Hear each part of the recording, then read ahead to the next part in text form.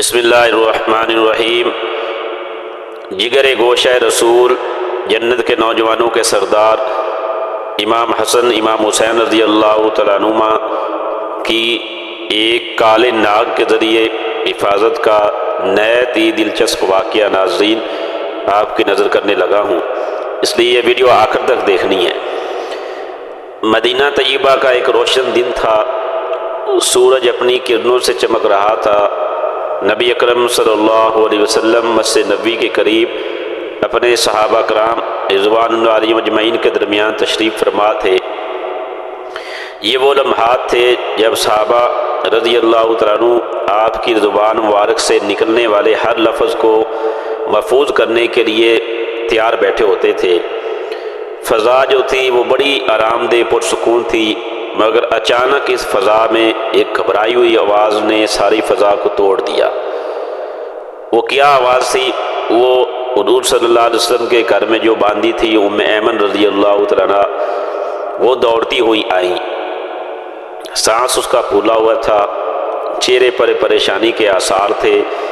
قریب آ کر اس نے عرض کیا، اے اللہ کے رسول صلی اللہ علیہ وسلم، حسن اور حسین رضی اللہ تعالیٰ عنہما کہیں دکھائی نہیں دے رہے، وہ گم ہو گئے ہیں۔ یہ سننا تھا کہ رسول اللہ صلی اللہ علیہ وسلم کا مبارک چہرہ فکر مند ہو گیا۔ یہ تو آپ صلی اللہ علیہ وسلم کے دل کے ٹکڑے تھے، آپ صلی اللہ علیہ وسلم ان کے بغیر رہتے نہیں تھے، آپ کے جسم جگر کے ایک ٹکڑے تھے۔ اس لیے حضور صلی اللہ علیہ وسلم نے فوراً صحابہ کرام کو حکم دیا کہ اٹھو اور میرے دونوں بیٹوں کو تلاش کرو۔ صحابہ کرام رضوان اللہ علیہم اجمعین فوراً متفرق سمتوں میں نکل گئے، کوئی گلیوں میں دوڑنے لگا، کوئی کھجور کے باغات کی طرف گیا۔ سب کے دلوں میں ایک ہی تڑپ تھی کہ نواسہ رسول صلی اللہ علیہ وسلم خیریت سے کہیں مل جائیں۔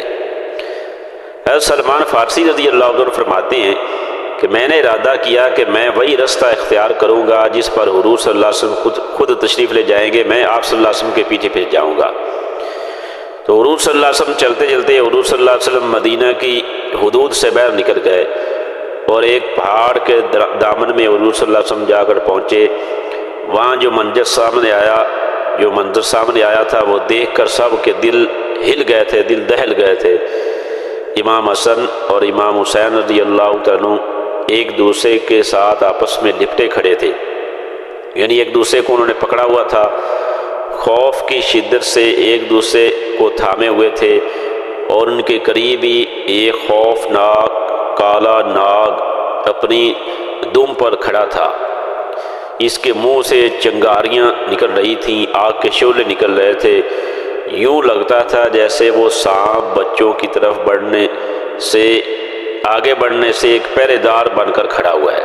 یعنی وہ امام حسن حسین جنگل کی طرف آگے جا رہے تھے تو وہ آگے ان کو روکنے کے لیے پہرے کے طور پر وہ آگے کھڑا تھا۔